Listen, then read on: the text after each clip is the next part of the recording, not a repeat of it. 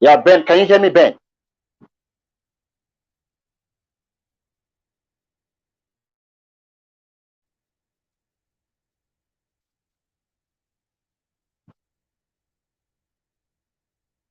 So please let us give. Maybe he's having a little challenge in his from his end. Uh, let us give him a little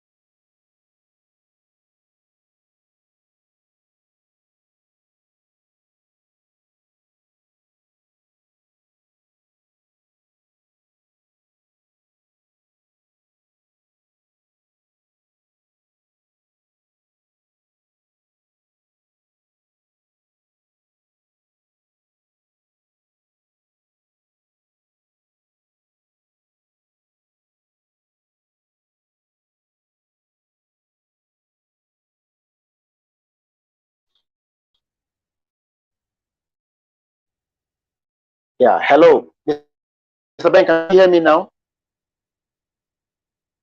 Yes, I can hear you. Ben, can you hear me? Yes, I can hear you clearly. Ben, can you hear me? Okay, so sorry about that. The network has been very terrible. Okay, we're going to, okay, fine.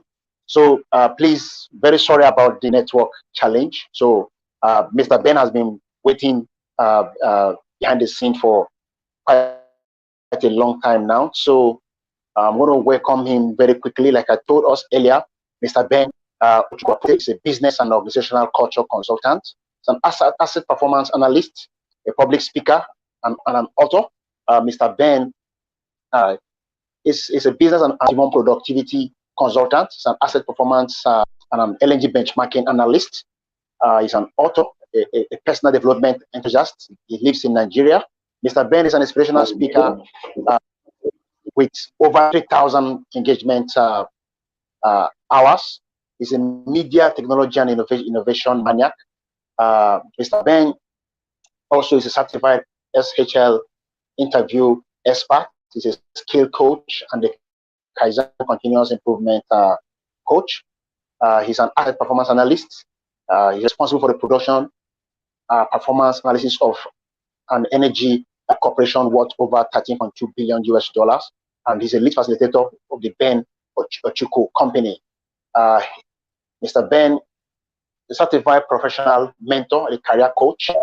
He's a member of the Hive Africa GLP 2.0. He's a member of the International Institute for Global Leadership. He's a John Maxwell, a certified John Maxwell coaching and training team member. He's a member of the Young Africa Leadership Initiative. Mr. Ben is a great pleasure to have him with us. It's a unique. Yeah. So I want to welcome Mr. Ben. You're highly welcome. You can have the floor now, Mr. Ben. Thank you. You're highly welcome, Mr. Ben. All right, thank you very much, Fred. Can you kindly confirm you can hear me? And good day to everybody, wherever you're watching from, whichever part of the world. It's a privilege to be with you guys. I know we've been impacted a lot by the internet, so we're not going to spend much time. We'll just delve into what the subject is for today. So can you hear me clearly? Can you hear me okay? Very well. I can hear you very well. I can hear you very well. If you can hear him, you can put it in the comment section that you can hear him very well. But I can hear you very well, Mr. Ben. Go ahead. I can hear you very well. All right.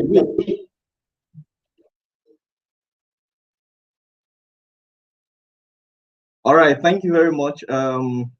I guess you guys can hear me, so I will just work on that understanding, and hopefully we'll get through this session together. So this is the Peculiar Singles and Married Conference, and it's simple. It's about having to help navigate our way forward, basically to create that sense of direction and clarity of purpose with regards to what our engagement and our conversations are basically here on Earth. And what I'm quickly going to do, spend quite a number of minutes reeling out so many stories about me, so I'm not going to bore you about all of those any longer. I will just go straight to the discussion for today. So we're talking making transgenerational impact as a single. Making transgenerational impact as a single. I'm sure some of us here who are married, some of us on the online are also married. So we are not trying to segregate. We are not trying to cut you out of the circle. I mean, it's covers both those that are married and those that are single. So making transgenerational impact as a single. That is what we're talking. And I've tried to design this and put it into modules, basically to give us some flavor and to sort of, give us a soft landing, even as we begin to settle in into the subject and have a better grasp. And one of the things I'm going to help you do is probably help you have what I call the hermeneutics understanding, grasp the hermeneutics around the subjects, right? Having the better understanding around the subject from the standpoint of a single, or of course, those that are married. So I'm going to start with the first module. I call it the essence, which is basically the background. So I'm going to try to create a sort of a little bit of background around the subject of discourse for today, even as we begin to progress. So quickly, the first thing I'm going to do is this. I'm going to try to lay this foundation, and I need you to understand this with me. Now, this is a quote by Miles Coverdale. Now, if you don't know Miles Coverdale, it's one of the guys that translated the wisdom book, the Bible, right, into different languages. And you know, for you to have done such a granular work with the level of dexterity and excellence with which he has carried out that task and project, you realize that for you to have been able to do that, it means you must have a fundamental understanding of the Bible, basically. So I'm just quickly going to use this. It's not a sermon session. Please bear with me. So if you're not a Christian, this is not a slide on you. But I mean, it sort of forms the grid map as to what I'm trying to go into at the end of the day. It says, "It shall greatly help thee to understand scriptures, if thou mark not only what is spoken or written, but of whom and unto whom, with what words, at what time, where, to what intent, right? With what circumstances, considering what goeth before and what cometh after."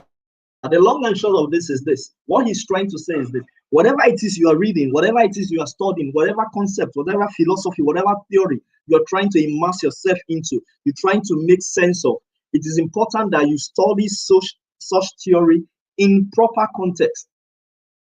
Because context makes the difference. Context makes the difference. We're talking making transgenerational impacts as a single. You must understand the context. Because if you get the context wrong, then at the end of the day, the probability that you're going to get your results wrong, it's very, very high. The tendency that you're going to start off wrongly and your result as such is going to be wrong, it's also very, very high. So the long and short of this quote is to understand that whatever it is you're looking into, you must understand the context. Now, that being said, there is a wonderful verse that I like in the wisdom book called the Bible. It talks about the book of Matthew 9:6-9-13. Now, I want us to look at this from the context, like Miles Coverdale talked about. We generally will call it our Father's prayer, our Lord's prayer, right?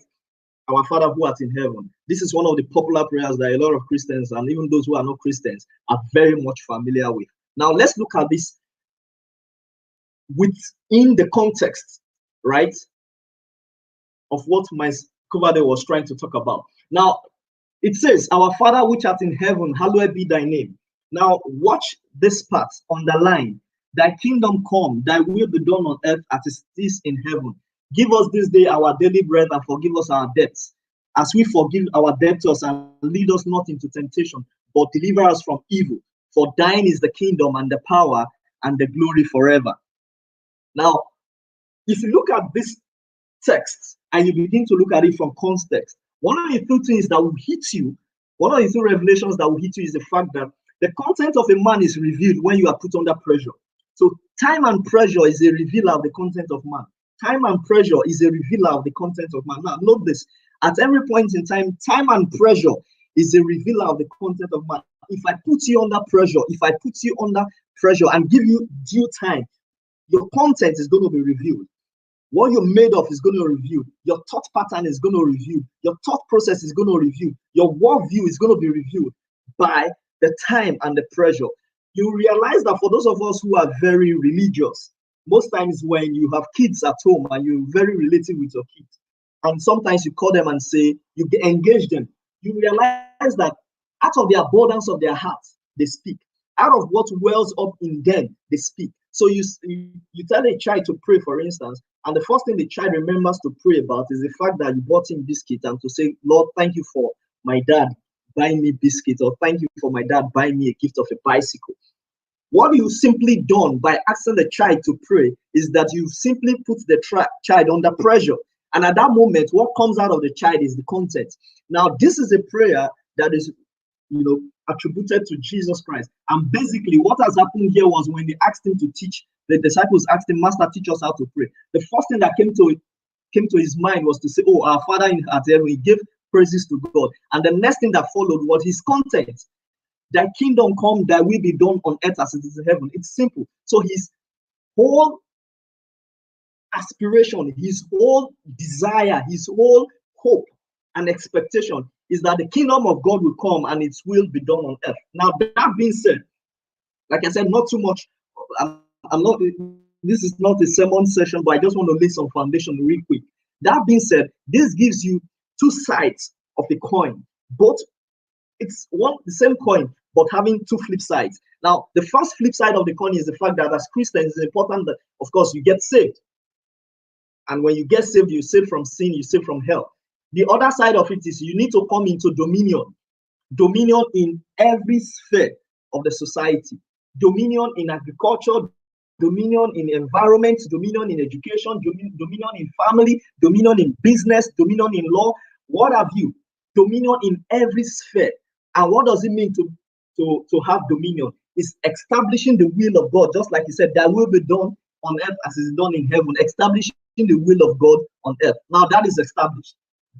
Now that being said, you realize that the greatest tragedy of the continent of Africa is the fact that we are on the global map for possessing natural resources and really global money spinners, but sadly for our human resources. Why? Because the youth, the singles, the married who live in the society, who are in Africa, have not first understood the essence of themselves, understood the essence of their space, understood the essence of their life on earth.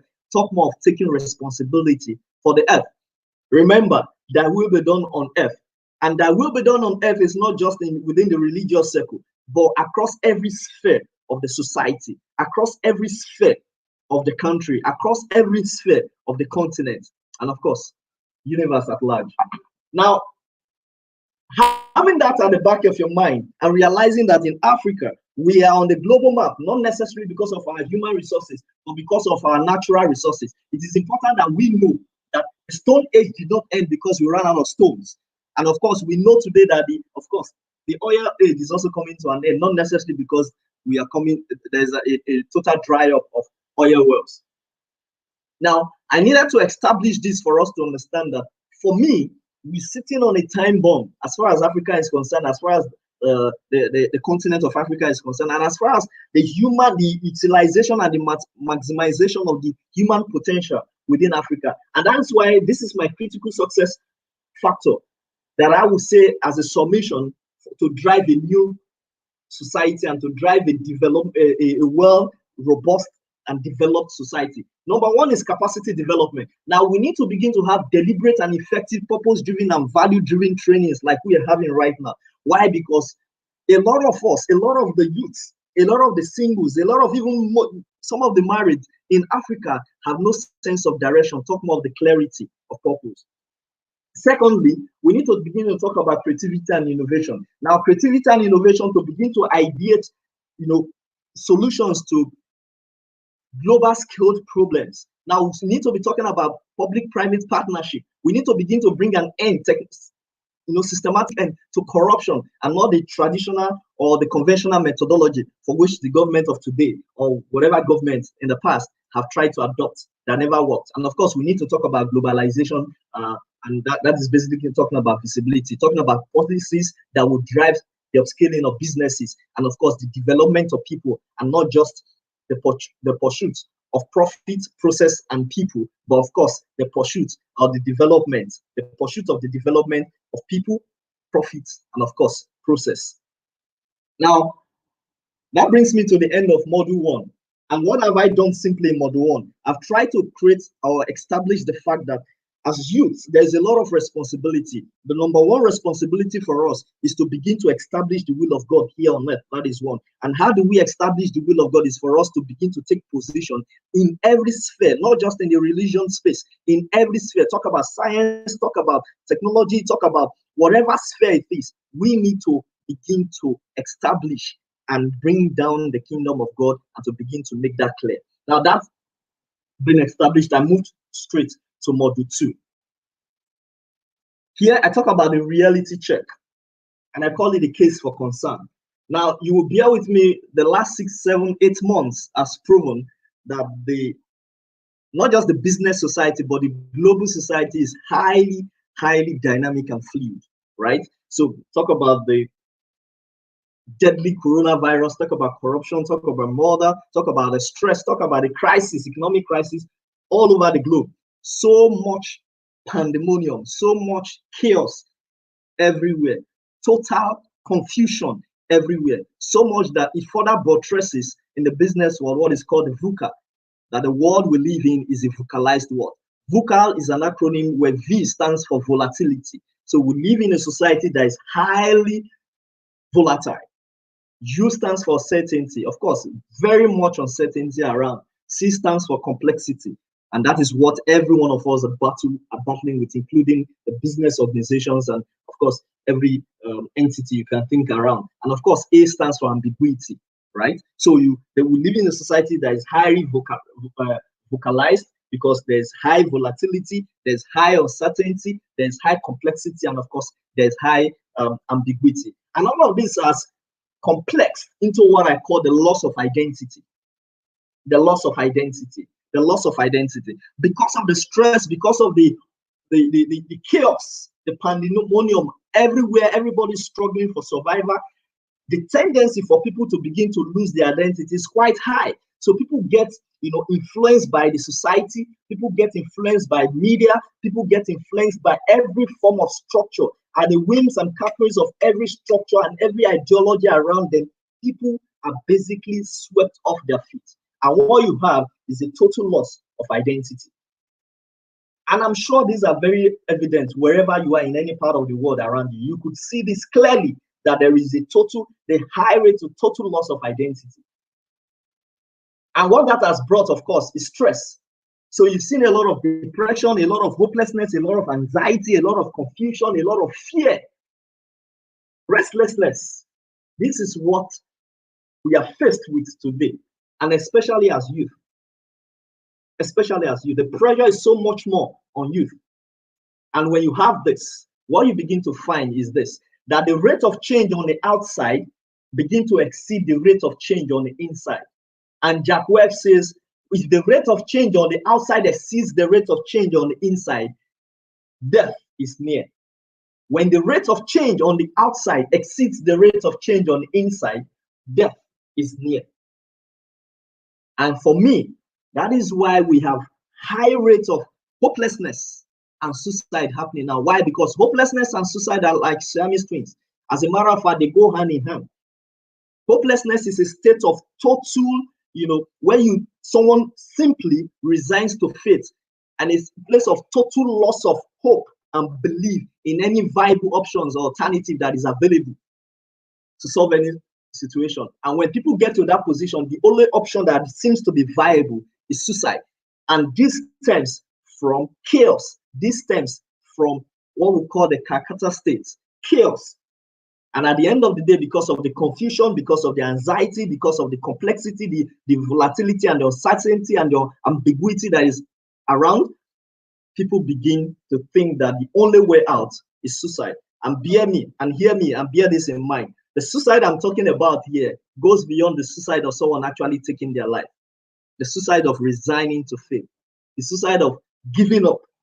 The suicide of not believing in your dreams. The suicide of retiring and relegating your dreams and your aspirations to the background and calling yourself bluff and asking yourself, who gave you the audacity to dream in the first place? That is the greatest suicide of all time.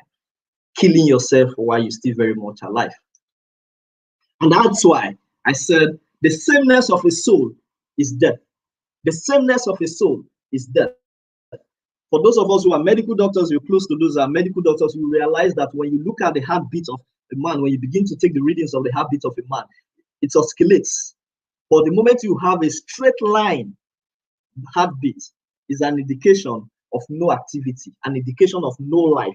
A lot of us today are alive, but we are actually dead by virtue of the suicide that we committed, either by our inactions or by our actions, because a lot of us are actively inactive. So, if we are indeed the salt of the world, and we are faced with all of these challenges, then the question is, how do I, as a single, begin to make transgenerational impacts? when I've not even succeeded in building myself. As a matter of fact, this is the millennium question. How do I, as a single, begin to think about making generational impact when I'm not even sure of my meal tomorrow, when I'm struggling with even my day-to-day responsibilities? Then how do I begin to think about making transgenerational impact? Now, that's a big question. And I think what we should be thinking about should be, how do I even begin to build myself?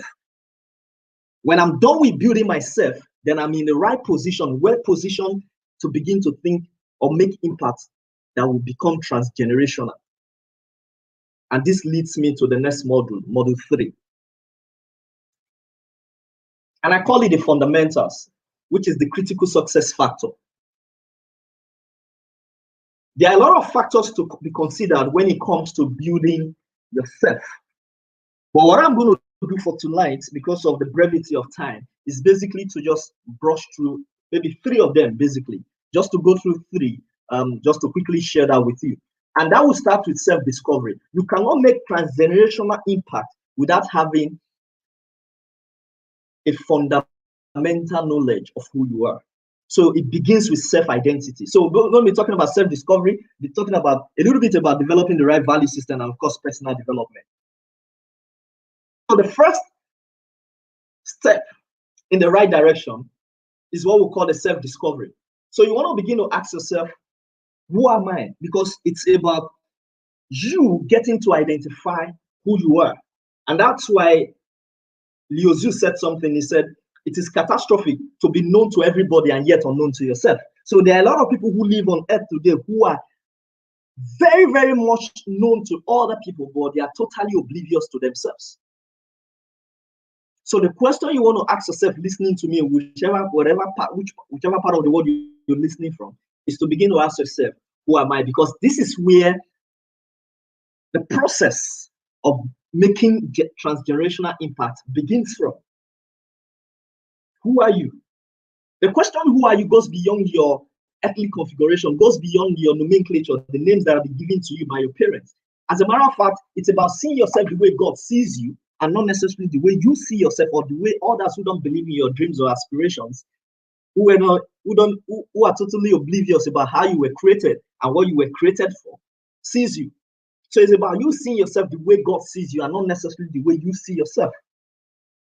And the way to do this is to begin to reconnect to your genuineness, to your ingenuity, to your newness, even before you were corrupted.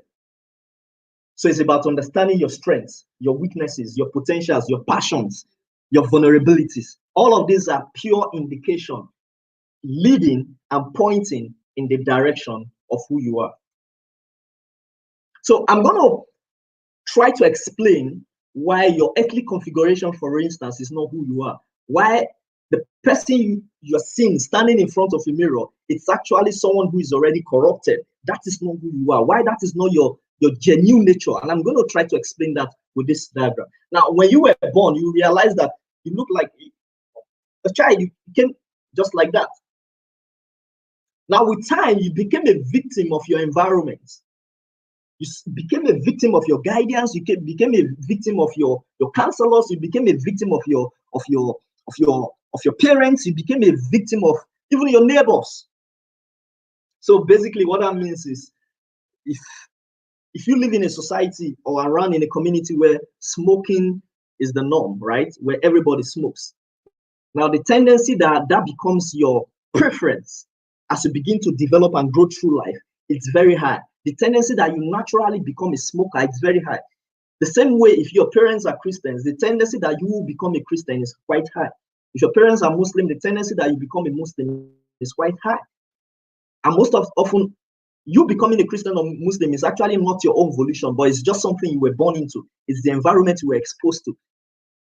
It becomes your preference because you were once a victim of such environment.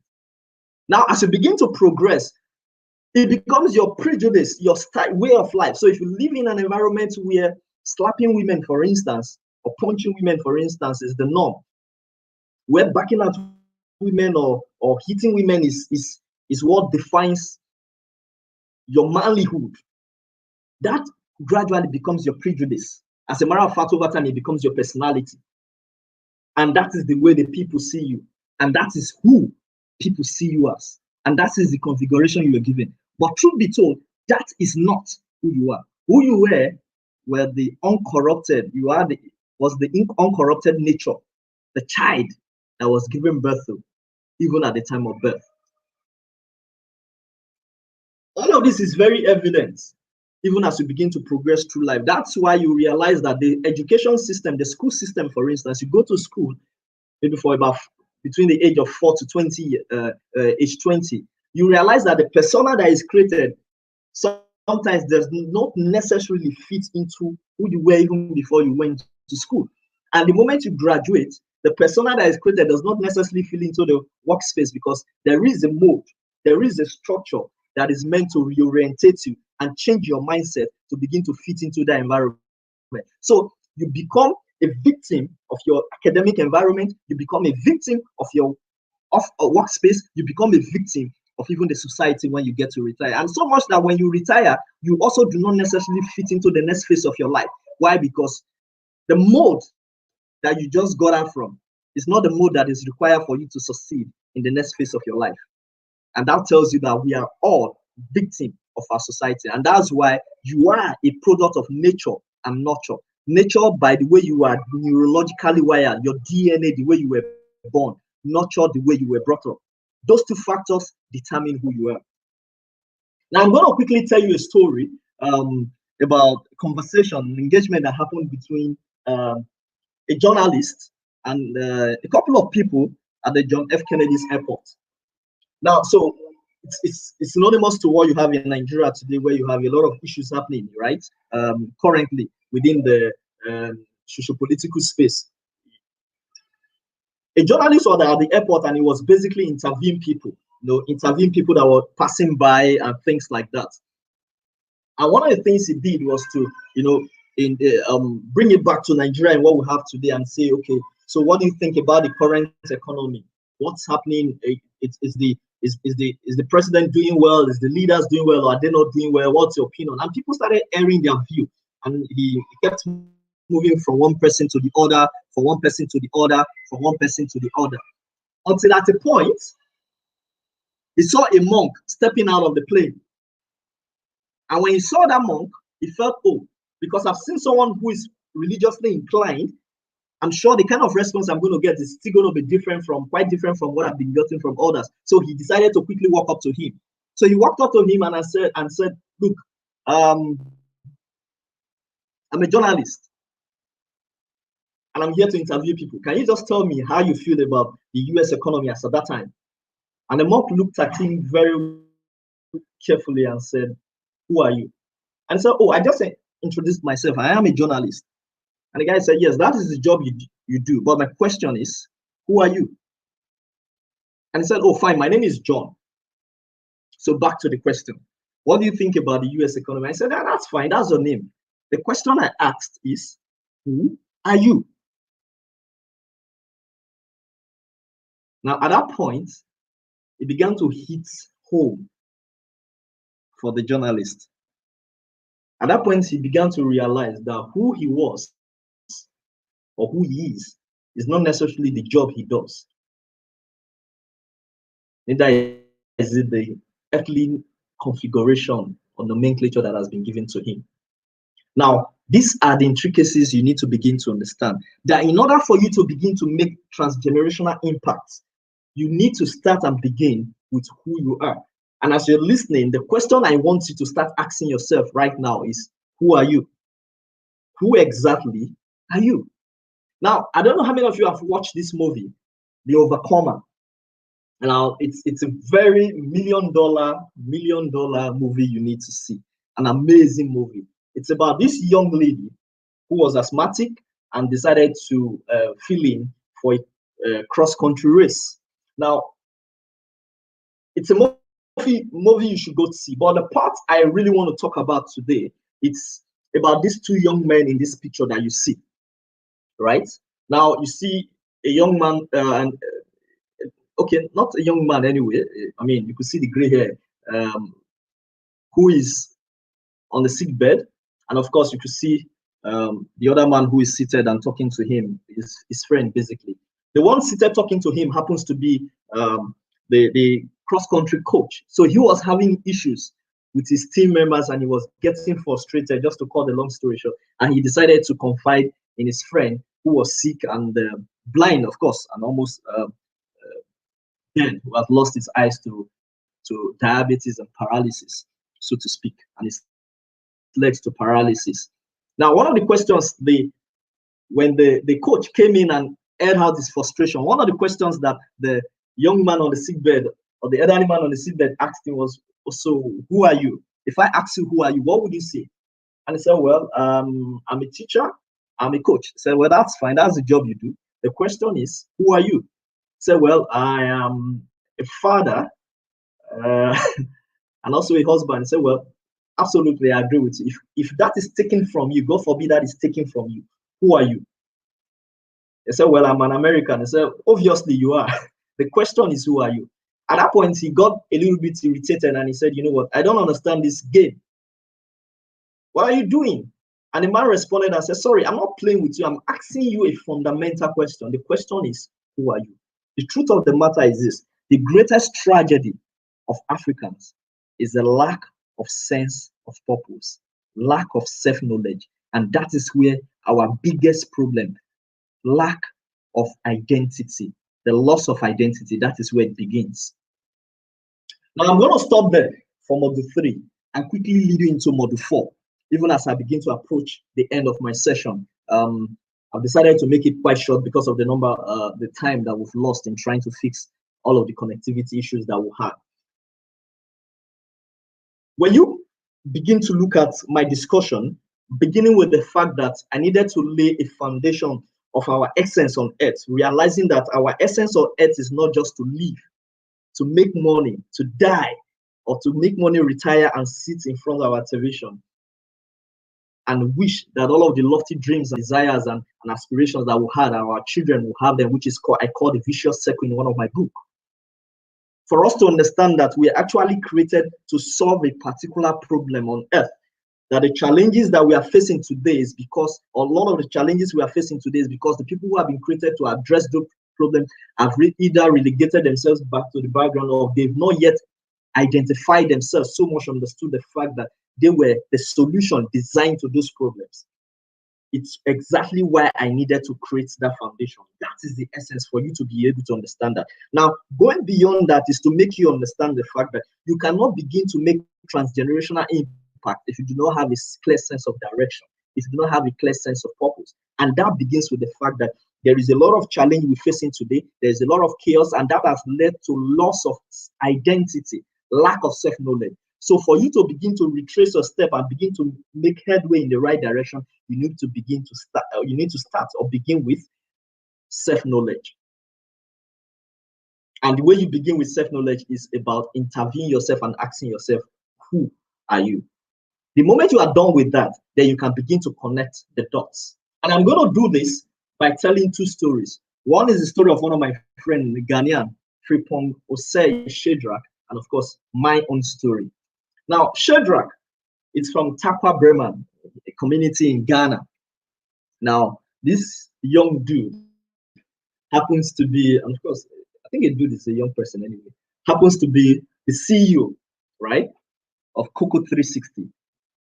Cocoa 360 is known for Farm for Impact. Now, I'm going to tell you the story of Frimpong and how Frimpong has been able to move from the small, obscure community in Ghana to become a man of impact. As a matter of fact, a man of transgenerational impact. Now, growing up for Frimpong isn't as luxury as some of us today, right? He didn't have the opportunity to enjoy the opulence and the ambience that we enjoy today. His community was so far from the nearest hospital, so much that when he was sick, the idea of taking him to the hospital had no validity because the distance was just too much. There was no point, simply no point for you to have taken him to the hospital. But miraculously, he got healed, you know. And as God will have it, he gained scholarship and he became the first person in his community to graduate from the college. right? And graduating from college and from that kind of background, he graduated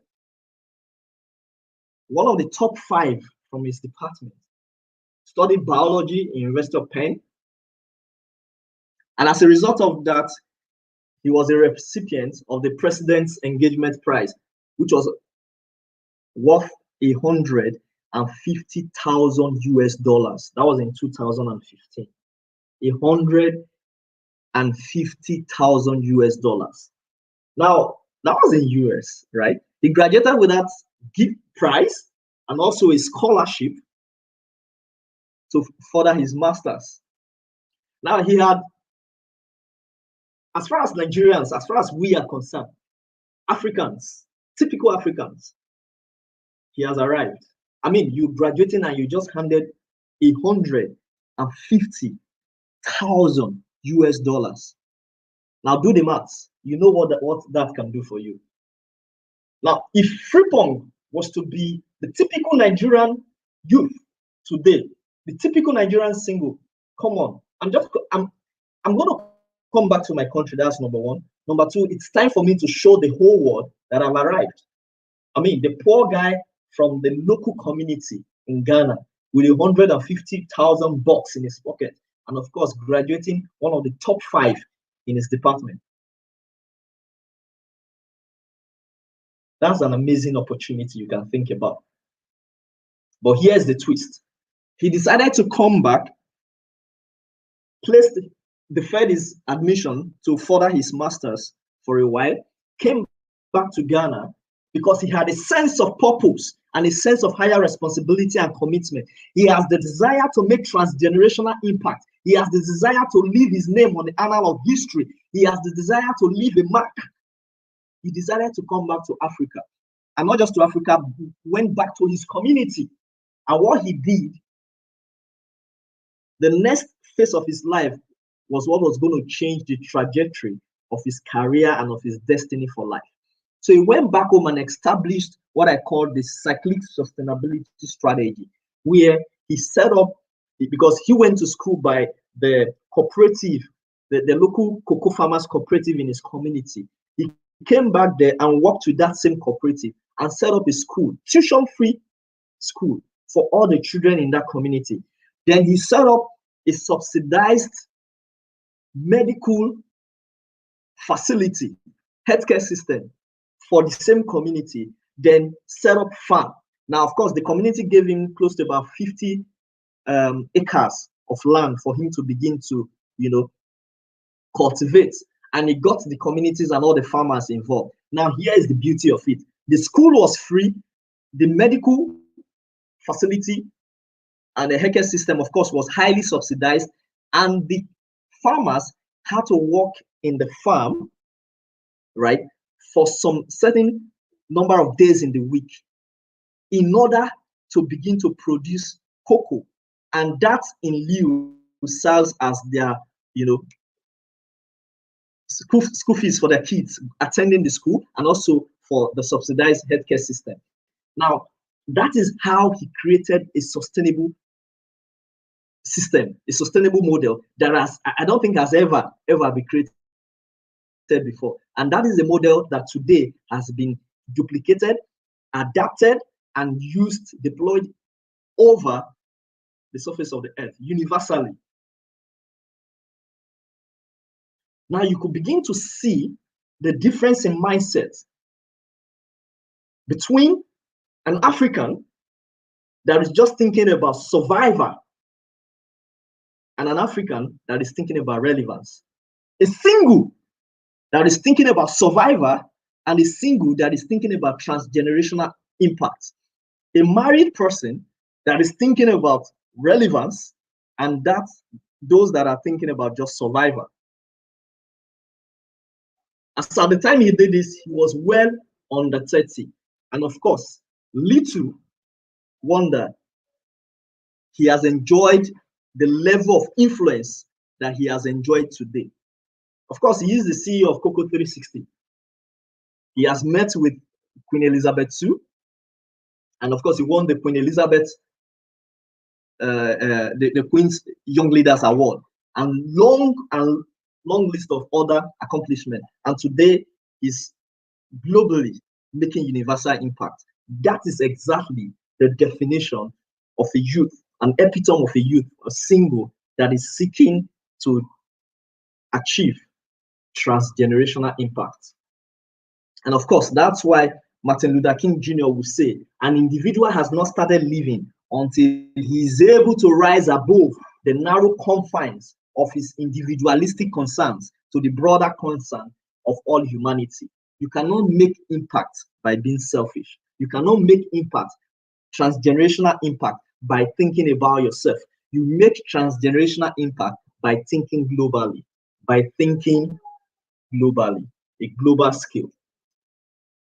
And what this tells you is this: if you listen carefully and you read in details about the story of Frimpong, what you will realize is the fact that your purpose is the powerhouse that drives your aspiration and, of course, your actions. So if you get your purpose right, every other thing works. It just aligns. Your aspiration, you're going to aspire for the right things. But if your purpose, if you are totally oblivious of your purpose, or you have wrong ideology of about what your purpose is, what you're going to aspire for is definitely going to be wrong. And of course, subsequently and consequentially, your actions are going to spell the same. And that's why the subject of purpose can never, ever be overemphasized. It doesn't matter if you're married, it doesn't matter if you're single, you just must understand what your purpose is, and you just must work within the confines of your purpose. So the big commitment, or the big, advice to you today is to tell you to discover your purpose. You must understand the reason for which you exist. It creates that determination, it creates that resoluteness. You must understand that it is the reason that you exist that begins to determine the desired results that you want. And of course, it guides your long-term and your short-term goals and behaviors and planning. It puts them in check, it aligns them, and gives you the grid map, the solidity to your heart desire and your drive. And of course, you cannot be successful or make transgenerational impact if you are not purposeful. And that's why Thomas Kyle says, a person with a clear sense of purpose will make progress even on the roughest road.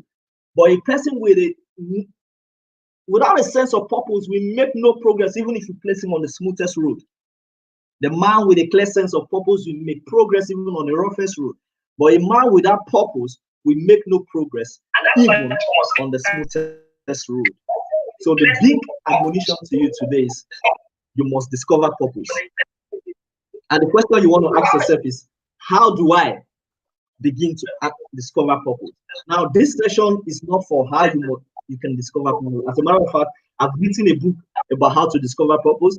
And I'm going to subsidize this for everybody who cares to have it. But if you are interested, please reach out to Fred. Fred will reach out to me, and you're going to have it available, sent to you at the speed of concern.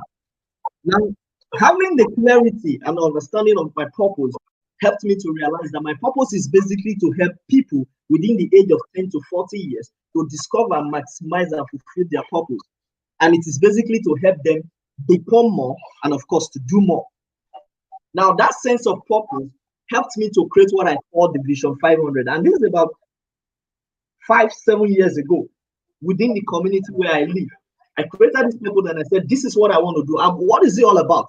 It's about impacting nothing less than 500 youths. And lo and behold, today, I've gone far above this number.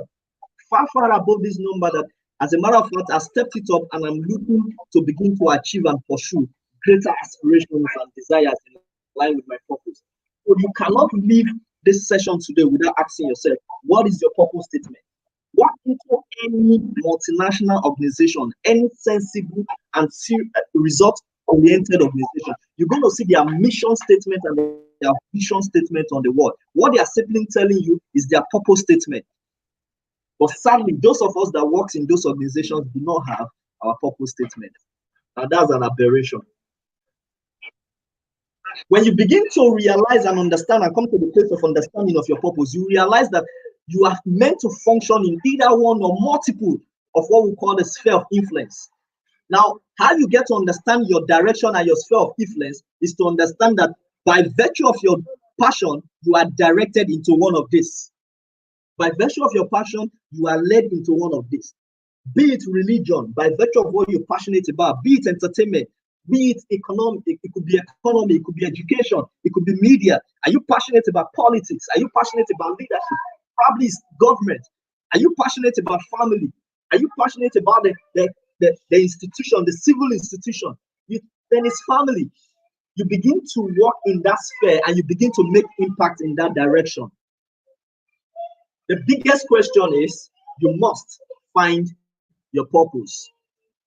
Now, having this understanding has also made me realize that a lot of times, even when people find their purpose, one of the biggest challenge they have is, yes, I understand my purpose, but the challenge I have is I don't even know how to make progress. I don't even know what to do next. I don't even know how to, take the next step. It seems like I have an idea of where I'm going to. I have the resources, but I just can't make progress. So I'm in a state of chaos, but I need direction. What you need is clarity. And that's the reason I founded my company called the Benapute Ochukwu Company, basically to provide clarity, to move you from the state of confusion to the state of fountain blue. And that's why an anonymous writer says, and then it fell in place, and that is called clarity. If your thoughts and your actions are not yielding your results, you lack clarity. And until you get that clarity, you're going to struggle like a man who is basically just groping in the dark, bashing his head against every obstacle and obstruction along the way. And of course, that's why I wrote this book. And this is the new book I'm publishing, titled Clarity, the New Strategy. Clarity, the New Strategy. It's actually open for pre-order. If you're also interested in this, you could talk to Fred, and Fred will get that across to me. And of course, you're going to have it at a discounted rate for peculiar and single married conference. The biggest challenge I will have is a lot of people don't even understand what it means to be single. Single is an acronym. And what it means for me is this, is the singularity of purpose. The S stands for the singularity of purpose. That is to be pursued with all intentionality for two things, national and global transformation, which is achievable through deliberate learning for exceeding earthly impact. So your essence, the reason why you are here on earth is to make impact, and not just impact, transgenerational impact. So if you are not making transgenerational impact, or if you are not making any impact at all, then you're not living. You're probably just coasting. Now, if you begin to do power wordplay, you realize that a lot of words will begin to bounce off from that understanding of what single is. The singularity of purpose pursued with all intentionality for national and global transformation, which is achievable through deliberate learning for exceeding earthly impacts. The first one that will hit you is the word purpose. And of course, that is about higher responsibility. A call to responsibility that is beyond just your need, beyond just your aspiration, beyond just your selfish desire or your personal needs, personality that comes with it. So it's not just by chance, but it's deliberate. And most importantly is the element of globalization. So whatever it is, your ideology must pass the test of locality and universality. And that's exactly what Frimpong has done.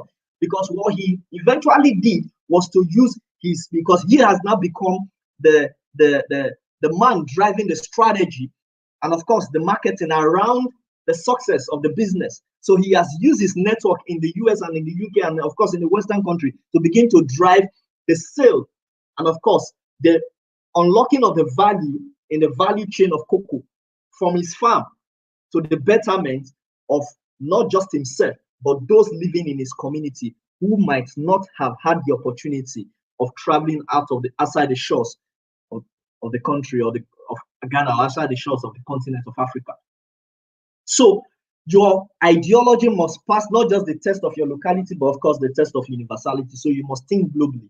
And of course, learning. And the learning here talks about self-knowledge, having a fundamental understanding of yourself, of your gift, your potentials, and the possible expressions that comes alongside with it. Having that understanding and the possible expressions that comes alongside with it. And of course, having an expected end, realizing that at the end of the day, the expected end The outcome that is the reason for which you are pursuing that goal is that his will, the will of God, might be established on earth.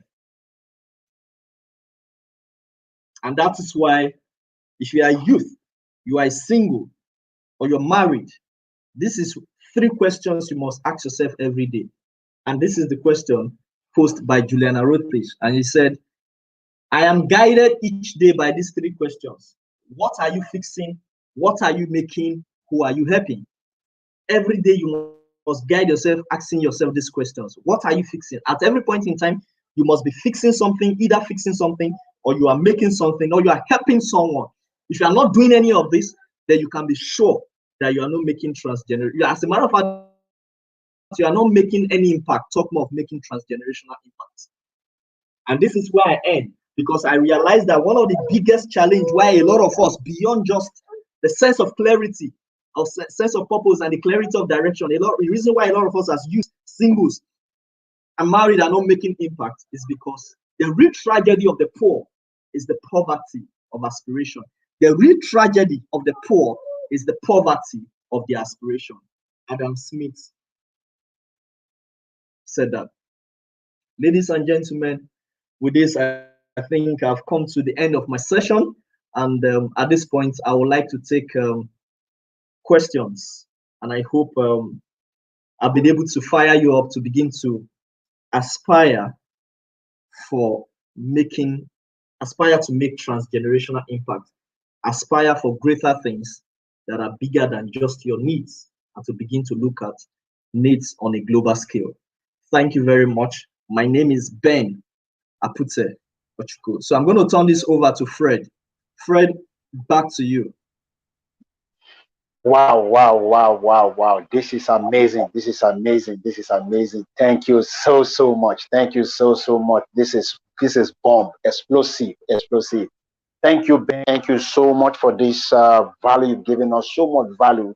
We cannot thank you enough for this value you've dished out. Thank you so much, Ben. For having me.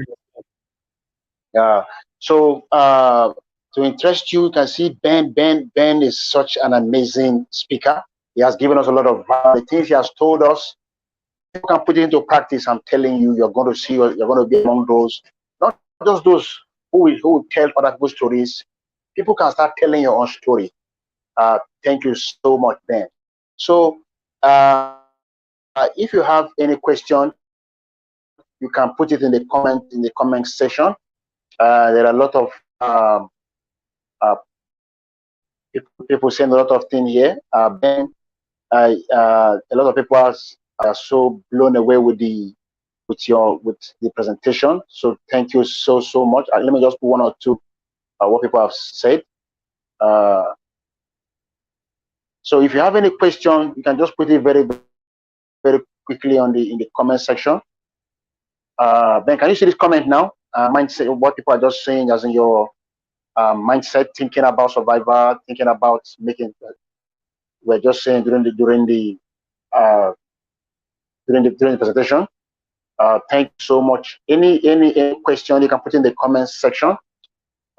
Thank you very much, Ben. So okay, Ben. For now, there is no question. People are just blown away with the.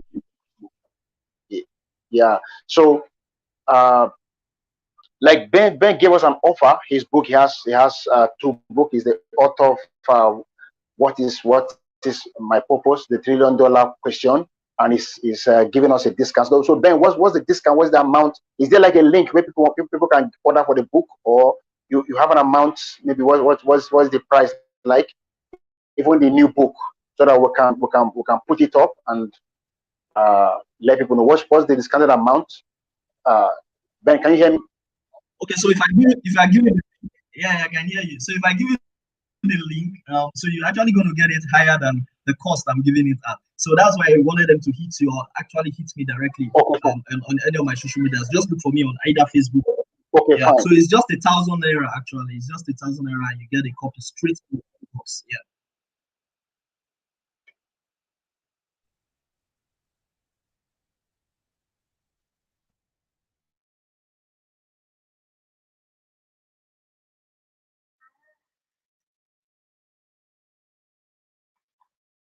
So can you hear me? So it's just 1,000 naira. Just hit me up on any of my social media handle. I'm definitely going to respond to you, or any member of my team will get to respond to you, and we can take it up from there. But it's just 1,000 naira for the first one. What's my purpose? The $1 trillion question, and of course the soon to be released one. Clarity is the new strategy. Yeah, clarity is the new strategy. You can also get that as well. Clarity, the new strategy. You can also get this as well at that cost. But this is specifically for members of this platform and people who are watching the Peculiar Singles and Married Conference. Beyond this, we'll review back to the original price, right?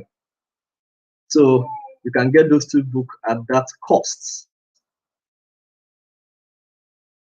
Yes. What's my purpose? The $1 trillion question. Fred, I'm just trying to buy time so that you can hear me.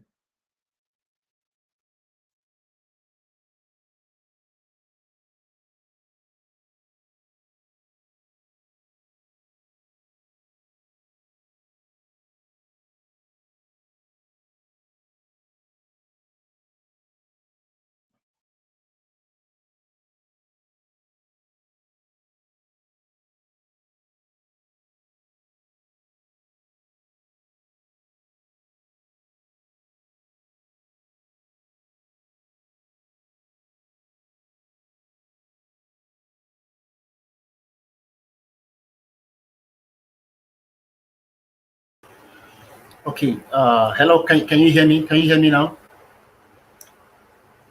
So Ben, thank you very, very much. We are really so grateful for everything. We are so grateful, Ben. We are so grateful. In fact, Ben is doing this. Just if I tell you that Ben is not even taking anything from us, he's just giving us, offering us all this value. So Ben, we are so grateful. Thank you for everything you've done. We are so grateful. So Ben, we're going to see at the back end. Thank you so much. So please, tomorrow is another day. Tomorrow is another day. We hope to see you tomorrow, 7 p.m. on the dot. 7 p.m. on the dot.